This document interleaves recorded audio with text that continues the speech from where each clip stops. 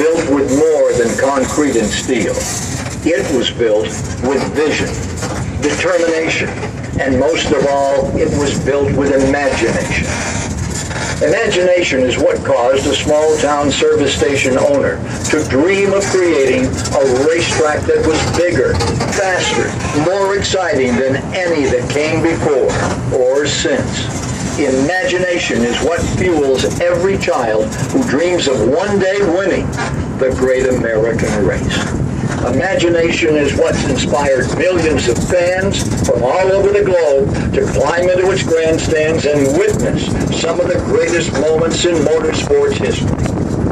Daytona Rising is a reimagining of what a race experience can be, blending the modern amenities that today's sports fans demand with the heritage that race fans expect from Daytona. Everything about the race experience, from seating to concessions to conveniences, will be reimagined to create the world's first true motorsports entertainment complex. Just as Daytona did more than 5 decades ago, Daytona Rising will harness the power of imagination yet again and reimagine an American icon in the process. To learn more about Daytona Rising, visit www.daytonarising.com. All righty. Now we're headed toward the track, folks. Believe it or not, we are going to go into the infield. We're going to go see the track. So this is our west campground. We're going to put about 1,000 more RVs out here. It gets pretty crowded, but it's a lot cheaper to stay out here.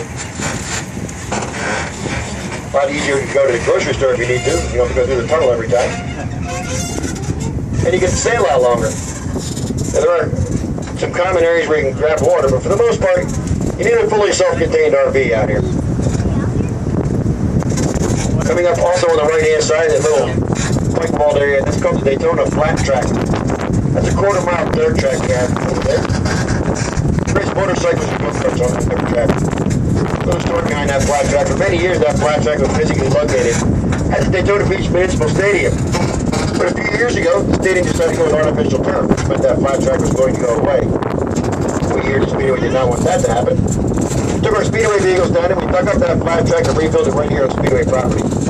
So this is the original dirt from the flat track, just now located here. 840 on the left-hand side. This is the main entrance. All the campers and RVers get in here. Vehicles that come in here. This area looks can hold 1,000 vehicles. On the infield, we can put a lot more. You'll see that later on also. We're outside of turn number 1 right now. And we put this tunnel in 2004. Which is an accomplishment in itself, because in 2004, we had 3 major hurricanes hitting Daytona Beach. So the fact that they got this tunnel done at all is an accomplishment in itself. Now, it wasn't really dug into true tunnels. They took a ditch to the turn.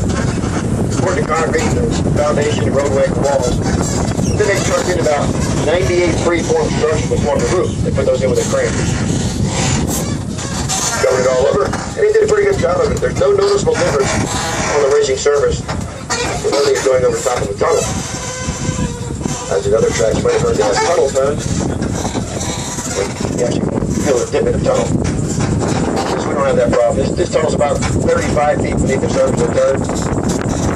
It's almost 900 feet long. And as you'll see as we go through, although it's dark in here, there's turn right on one way. You can handle 2 of those NASCAR haulers or large RVs side by side at the same time. It gives them the advantage now of entering and exiting the speedway.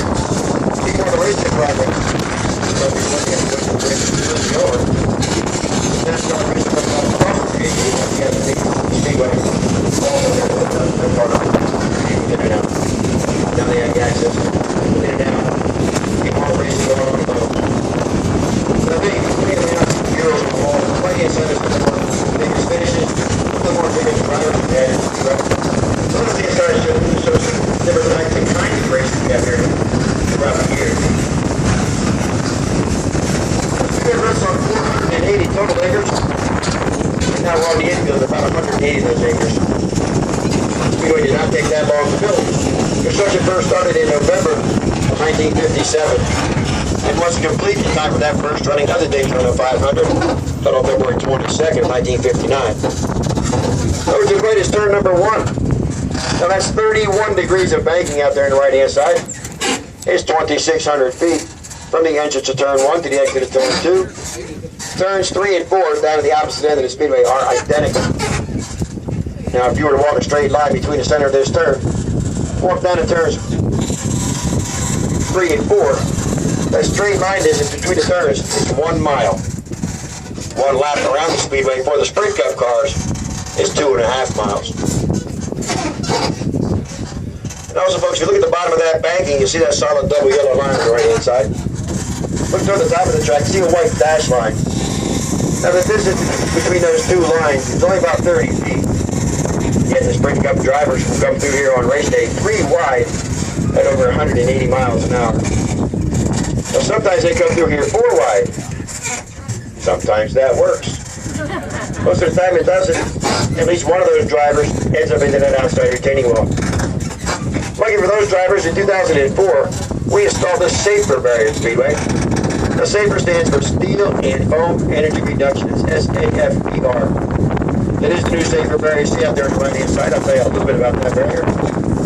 Now, the inside portion of that barrier is steel tubing. In fact, end-to-end, it's almost 9 miles from the Underground Speedway. Behind that steel tubing, you'll see a section of styrofoam blocks. That's just regular styrofoam, the same kind as you use in the wax machine as any coffee cups. Now, the outside portion of that wall, that's concrete. Now, should a driver get into that wall, that steel tubing is going to bend and flex a little bit. Those foam blocks are going to give a little bit. That's going to greatly dissipate the energy and force of that impact, making it safer for all the drivers. Also coming up on the right-hand side is the super stretch. The super stretch here at Daytona is 3,000 feet long. And although it looks relatively flat, especially on television, it is banked at 3 degrees. And at 3 degrees of banking really does not help the performance of the race car that much. But it does help in drying and drainage of the track. So we get a rain shower during one of our events. Up on the right-hand side, you see that large body of water. That large body of water is Lake Lloyd. Lake Lloyd is a man-made lake. And it's from there that they dug the 1 million cubic yards of dirt that they used to build all the banking here at the Speedway. When Mr. Bill France Sr., also known as Big Bill, was looking for a place to put his new Speedway, he needed a place that had 2 things. 1, a place beside the track, and 2, a place that had the right quantity and quality of dirt necessary to build all the banking. He found it here in this one location, and his dream became a reality for that first running of the Daytona 500, held on February 22nd of 1959. 41,000 people attend that first raceway. It's a real good turnout. Now, originally Lake Lloyd was 44 acres in size, but in 2004 we did a major reconstruction project here in the infield. We actually filled Lake Lloyd in by about 1/3. In its place, we're into our 250 premium RV sites. The RV sites you see on the right-hand side. It's a Geico Brown Premium. Now, if you happen to have a reservation for one of those RV sites for Speed Week or the Coke Zero 400 race weekend, you pull your RV over there. You can connect to cable TV, electric, and water. These are RV sites on the left-hand side also, folks. You have 3 or 4 deep all the way down to the infield. In turns. But on the left-hand side, you get a fully self-contained RV. There's no facilities over there. But it's a lot cheaper to do that also. Customers looking for it. Coming up on the right-hand side, a little building called the Boardwalk Club. It's kind of a social gathering place for the campers and RVers. You have a game room in there, you have a lot of video games. It's folks something to do when there's no racing going on. You don't get for more than just 1 or 2 days. That building is available for rental to the general public. You can rent that building out, folks. We've got birthday parties in there, graduations, anniversaries, all kind of different events in there. If you're interested in renting that building, having been here at the Speedway, just go to the ticket office. That's with the group sales coordinator. We'll take care of you in there. Set you up for all you need. Oh, everything you need. Now, coming up on the left-hand side, that blue section of guardrail